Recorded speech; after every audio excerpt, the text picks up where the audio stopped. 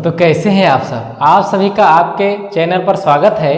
जैसा कि आप लोगों का अंशाल चल रहा था कक्षा 12 जीव विज्ञान, पेपर कोड था 348 GH, जिसमें से आप लोगों को एक क्वेश्चन से लेकर 5 क्वेश्चन तक बता दिए गए थे। अब आपके सामने उसी पेपर का अगला क्वेश्चन है, क्वेश्चन नंबर 6 का 6 का आप देखेंगे कि 6 का क्या कह रहा है कि प्राकृतिक वर्ण पर टिप्पणी लिखिए कि प्राकृतिक वर्ण क्या होता है। तो आप देखते हैं कि प्राकृतिक वर्ण एक प्रक्रिया है जिसमें एक आनुवंशिक भिन्नता द्वारा किसी सजीव के सर्वाइवल की प्रबल संभावना को बढ़ावा देता है, जो प्रजनन द्वारा अधिक से अधिक संख्या में संतति उत्पन्न करता है। 6 प्रश्न संख्या 6 में का होगा, 6 का खा है, दृश्य प्रारूप एवं जीन प्रारूप में विभेद उत्पन्न कीजिए। तो देखते हैं दृश्य प्रारूप और जीन प्रारूप में क्या अंतर होते हैं। जीन प्रारूप जीव की आनुवंशिक संरचना को व्यक्त करता है और उसके लक्षण प्रारूप के लिए जिम्मेदार है। लक्षण प्रारूप जीव के विकसित एवं प्रदर्शित आनुवंशिक लक्षण, जैसे F2 पीढ़ी में मटर के पौधे का लंबापन और नाटापन लक्षण प्रारूप है। और DD, capital DD, capital D small d व स्मॉल d जीन प्रारूप हैं। क्योंकि जैसे कोई लक्षण आप देखकर बता सकते हैं कि ये लंबा है, ये बौना है, तो इसके क्या हो जाएंगे, दृश्य प्रारूप के अंतर्गत यानी फेनोटाइप के अंतर्गत आएंगे। उसी क्वेश्चन नंबर 6 का क्या पूछ रहा है, मेंडल द्वारा मटर के पौधे में अध्ययन किए गए 7 विपर्यासी विशेषकों पर टिप्पणी लिखना है। तो जैसे आप जानते हैं कि मेंडल ने मटर के पौधों को चयन किया था, लेकिन मटर के पौधों में 7 विपर्यासी लक्षण लिया था और 7 विपर्यासी लक्षण में आप जानते हैं प्रभावी और अप्रभावी के आधार पर लिया था। तो आइए देखते हैं कि 7 लक्षण कौन से होते हैं। तो देखिए यहाँ पर लक्षण हो जाएगा और लक्षण में क्या थे, प्रभावी भी थे और क्या थे, अप्रभावी थे। क्या थे, अप्रभावी थे।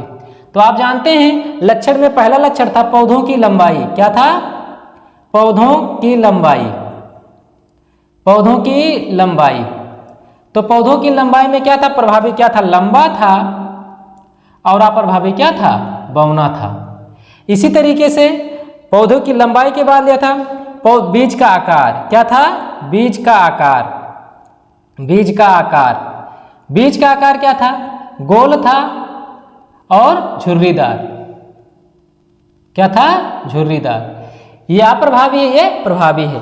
फिर क्या था, बीज का रंग। क्या था, बीज का रंग पीला था और क्या था, हरा था। क्यों, ये हरा क्या है, अप्रभावी, पीला क्या है, प्रभावी है। अब देखेंगे फली का आकार। क्या है, फली का आकार। फली का आकार में क्या था, फली का आकार आप जानते हैं फूली हुई, फूली हुई और क्या था, सिकुड़ी हुई। क्या था, सिकुड़ी हुई। फली का रंग क्या था, फली का रंग क्या था, आप जानते हैं फली का रंग क्या था, हरा था और क्या था, पीला था। पुष्प का रंग, पुष्प का रंग बैगनी था और क्या था, सफेद। क्या था, सफेद। पुष्प की स्थिति, पुष्प की स्थिति कक्षस्थ थी। कक्षस्थ था और शीर्षस्थ।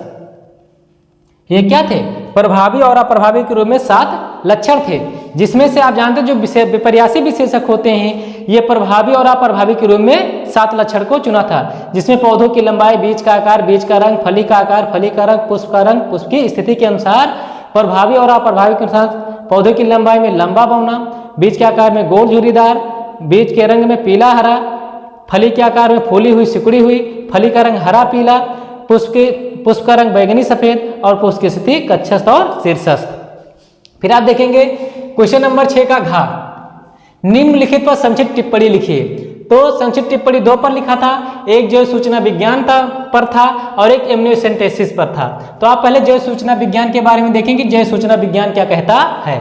आप देखते हैं विज्ञान का वो क्षेत्र जो बड़ी मात्रा में चिकित्सा और स्वास्थ्य संबंधी जानकारी एकत्र करने, संग्रहित करने, व्यवस्थित करने और उसका विश्लेषण करने के लिए कंप्यूटर डेटाबेस, गणित और सांख्यिकी का उपयोग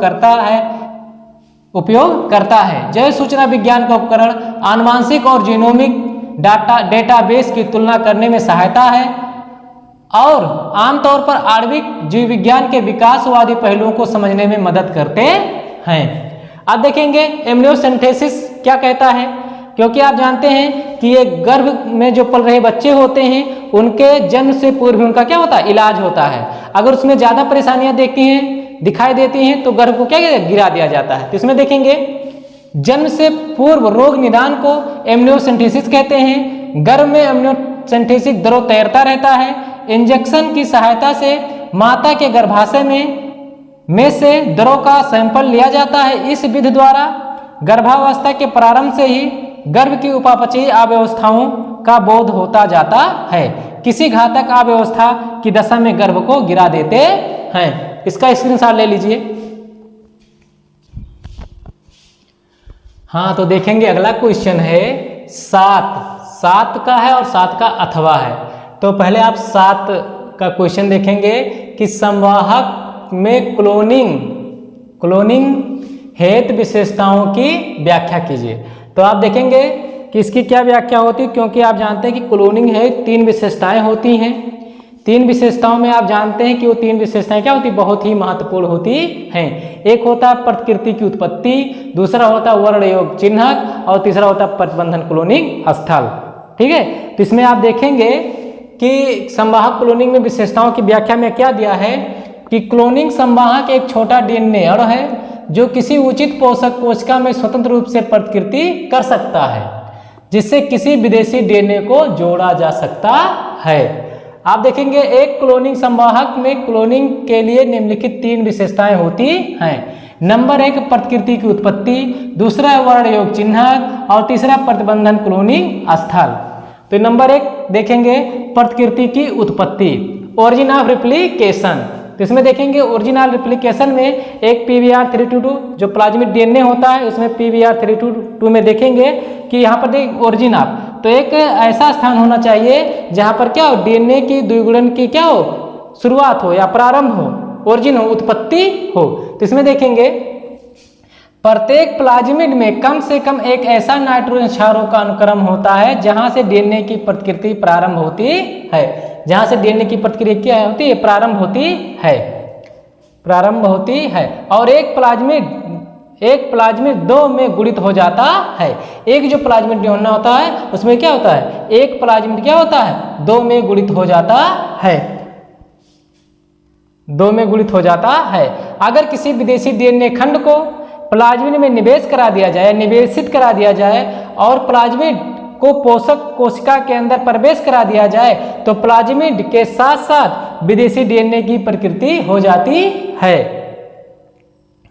अतः प्रतिकृति ओराई की उत्पत्ति प्लाज्मिड संवाहक रिकॉम्बिनेंट डीएनए में अनेक प्रतिलिपियां प्राप्त की जा सकती हैं। जैसे यहाँ पर देख रहे हैं ओराई है और यहाँ से जब उत्पत्ति प्रारंभ हो जाती है तो इसकी अनेक प्रतिलिपियां इससे क्या होती हैं, प्रारंभ हो जाती हैं। अगला है आपका वर्ण योग चिन्ह सिलेक्टेबल मार्कर। इसमें देखेंगे संवाहक पर कुछ ऐसे जीन होने आवश्यक है जिनकी उपस्थिति का संवाहक के साथ पोषक कोशिका में उपस्थिति को ज्ञात किया जा सकता है।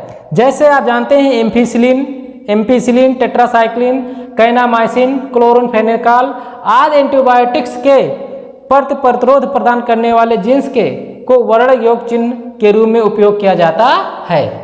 आप देख रहे हैं यहाँ पर क्या एम्फिसिलिन, ये इस भाग के लिए क्या रेजिस्टेंस है, टेट्रासाइक्लिन ये इसके लिए रेजिस्टेंस है। तो कुछ ऐसे रेजिस्टेंस जीन होते हैं जिसके क्या होते हैं, रेजिस्टेंस होते हैं, प्रतिरोधी प्रदान करते हैं।